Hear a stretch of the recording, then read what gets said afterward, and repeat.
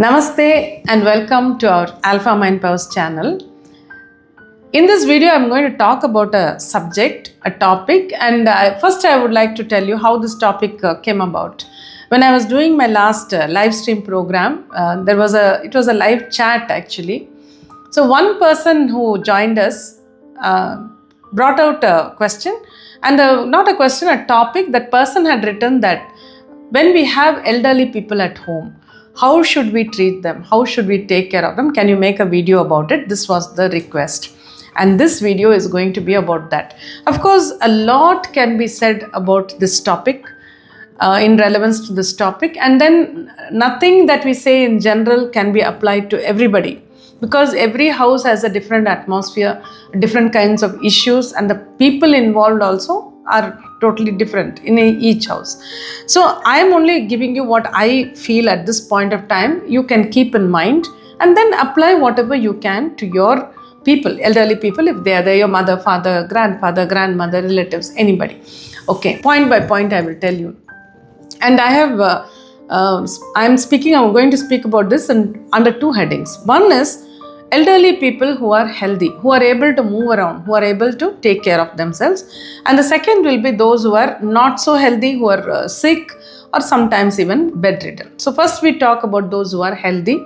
If somebody like that is there in your house, an elderly person, then what you should do is introduce them to a little bit of technology, like a smartphone, because sometimes when they are okay, they are able to move around, they are able to do everything for themselves, they have a lot of time on hand, because they cannot be going to work if a person is 80, 85, etc., and still the mind is also clear and physical problems are very minimal, then they need something to occupy their mind. So get them a small smartphone, teach them how to use it so they can watch some videos on YouTube, because there are good videos also which they might like to watch, something about health, something about God, whatever they are interested in.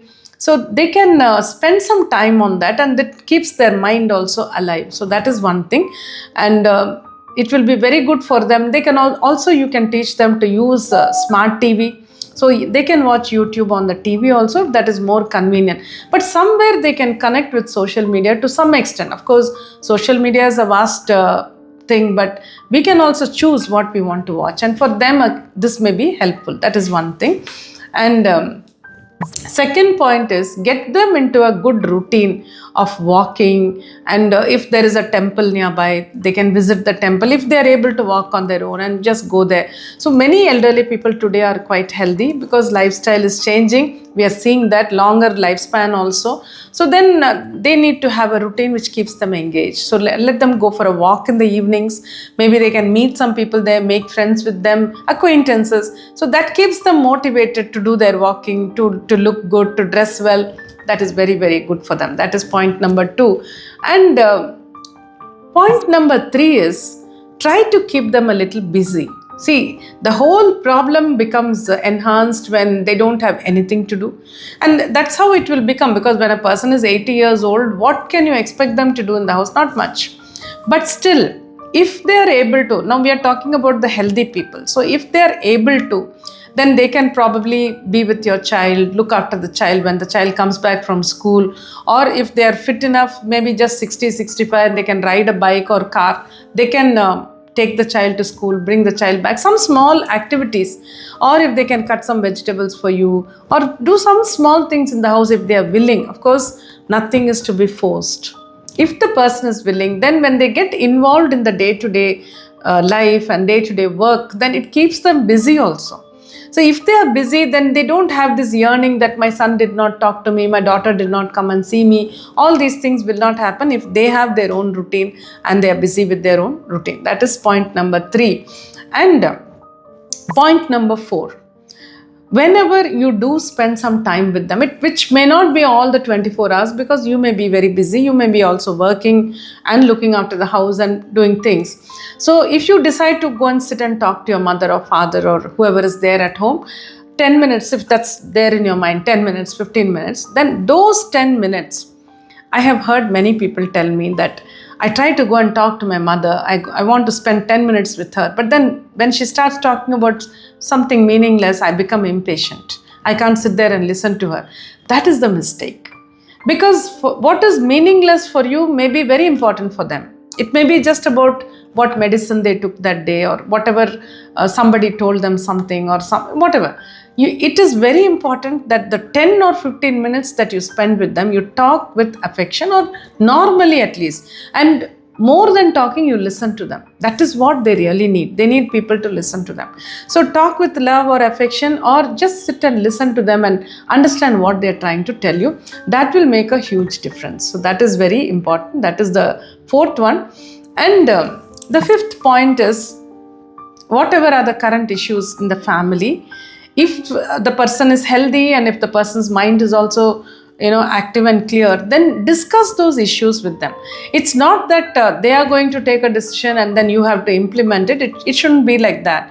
But discussing with them for simple things like, sometimes we do a debate about, when to whitewash the house or to paint the house. Maybe you can say we can either start doing it now, or we can do it later, 1 month later, when the summer really sets in, so that it dries easily. Or maybe, what should your son study, or what should your daughter do? Things like that, where the entire family gathers and discusses.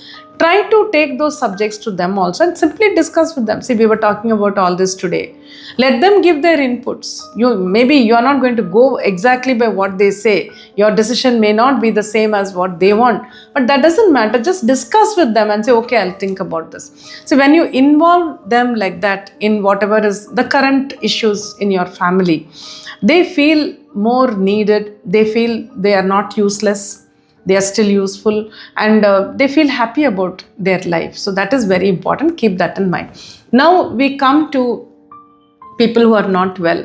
Maybe they are bedridden also. So 5 points for them. Number one is, if the person is sick, the elderly person is sick, the main thing you need to do is ensure that they get the right treatment. Whatever tests have to be done, whatever treatment has to be done, either take them to the hospital or bring a doctor. There are doctors who do specialize in geriatric care. So they can come and see them and prescribe medicines, things like that. And ensure that they take their medications on time. This is the first thing if the person is sick. Then make them feel that they are being taken care of. Like I said, for the healthy people also, whenever you talk affectionately. Here, if the person is sick, you should show that concern for their health, because that is what they crave. They want someone to talk about their issues, about their health issues. So whenever you can spend some time, ask them how they're feeling.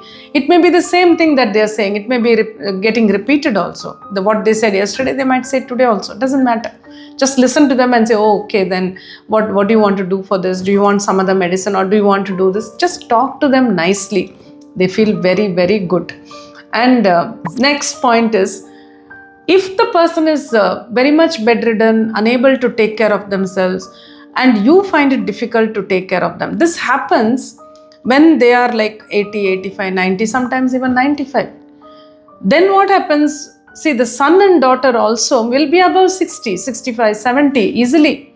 So then what happens? Even they are not able to take care of them. If the person has to be lifted up or taken to the bathroom, they are not able to do it. So if you are in that position where your parents or somebody in the house is very old and bedridden, and you are also old and you can't really physically help them, then the best thing would be to have a caretaker. Someone who comes maybe daytime at least, and stays there with them and helps them to get up or lie down or whatever has to be done, because that would make things easier for you, and it makes things easier for them also. And understand their physical and emotional needs and try to fulfill them. That is the next point. What this means is, now the physical needs of a sick person, especially when they are a little old, so many different kinds of emotions come in. So what is actually wrong with them physically, they may not even be able to explain properly. So they may be having these aches and pains. They may want to do something. They may want to apply some oil on the legs, or they may want to do something, but they may not be able to understand that this is what they want. So talk to them. When you talk to them, try to understand the physical needs. Do you want someone to do this for you? Do you want someone to help you to do this? Whatever. Or are you feeling any pain somewhere? Are you feeling any discomfort somewhere? Or are you feeling better today than yesterday? When you talk like that, they may be able to identify what they really need and tell you. That's the physical part. The emotional part, it's again very, very important that emotionally you satisfy them. It's not easy all the time. Again, whatever I'm talking here, I'm only giving you the general points. You need to look at your atmosphere, the atmosphere in your house, the situation there, and accordingly adapt whatever I'm saying. Now, when it comes to the emotional needs, I have counseled so many very elderly people, and they may have many issues, but the one thing which all of them say in common is, my son never even called me and asked me whether I had my lunch or dinner. Then sometimes I jovially talk to them to just change their mood, and I tell them, see, if your son did not call you and ask you whether you had lunch, then does it mean you will not have lunch? Will you keep waiting for him to call? You have to eat your food. Then they say, no, I ate my food and all that, but he could have just called me and asked me once. So that emotional requirement, emotional need is nothing else but the care. They want the son or daughter to call them, to talk to them. That is if they are somewhere else. But if they are in the same house, at least go into the room where they are. And if they're sick and bedridden, just go there and say, what happened? Did you take your medicine? Did you have your food? Things like that. Emotionally, they feel that, yeah, you care for them and that's why you came there. So keep that in mind and make them feel that they are their part of the family. That's very, very important. And last but not least is, do not overdo. Caring also sometimes, it can make a person weaker. Now, I'll give you an example for this, which I have seen a few years back. One person was talking to me about his situation at home. He said his father died suddenly and his mother was in total shock. So in that shock, she became bedridden because of that shock. She didn't have any health problem at that time, but she became bedridden. She could not get up and she was always looking at the ceiling, not doing anything. So he was a son who was very attached to his mother. So he didn't want to let her be like that. So one room in his house, there were 3 bedrooms. One room he allotted for her and made it almost like an ICU with the drip going whenever she needed, and whatever other small things she needs, everything, a bedpan was there, everything was there. And he also appointed a caretaker for her during the daytime. So she would come in the morning and stay with her till the evening. And he could not really afford all this. But he said, but it's my mother, I had to take care of her. So he did all this. And what happened is, this lady who was some 75 kilos in weight, she gained weight so much, she went to 95, almost touching 100. So she could not get up from the bed. And the caretaker who was working for them also found it very difficult to make her get down from the bed, take her to the bathroom, give her a bath, and all that was becoming very, very difficult. And this person was talking to me and saying, like, I don't know how to manage this situation anymore because it's becoming a total drain on my financial side also, and it's really putting a lot of stress on my mind. And he said, my wife is not complaining, but I can see that she's also very much, stressed because of this. So then I said, are you not overdoing it? Then he was a bit shocked. He said, how, ma'am, how do you say that? I said, see, she was in shock, right? We agree. At that time, it was normal because your father died suddenly. Okay, fine. But after that, she has to come out of it. So you have not helped her to come out of it. You created an atmosphere which made her stay in bed. And now she finds it difficult to come out of it. So I said, you should let her know how difficult it is for you to maintain this kind of care, which is, I feel, not really necessary. If this was not there, she will feel motivated to get down from the bed and start walking.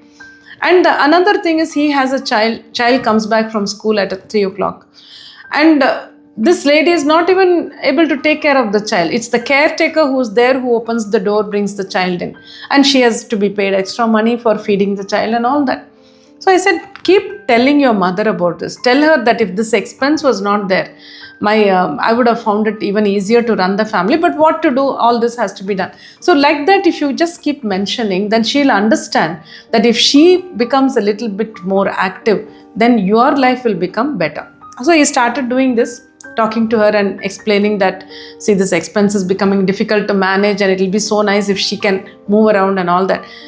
And I also asked him to use Alpha and talk to her subconscious mind, which he was doing every day. Now, this did not happen overnight. It took a few months. But slowly she started getting out of the bed.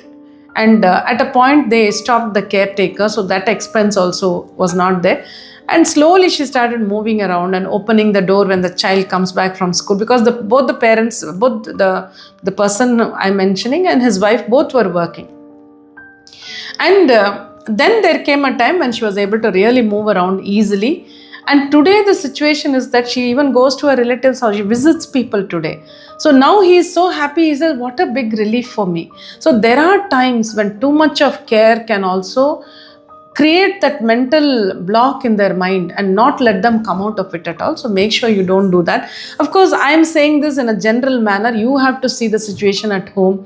It may not apply to everybody. Some people may genuinely need that kind of care. So it's up to you to decide. But then these are all the points you can bear in mind when you are looking after elderly people at home. So let me also know your thoughts.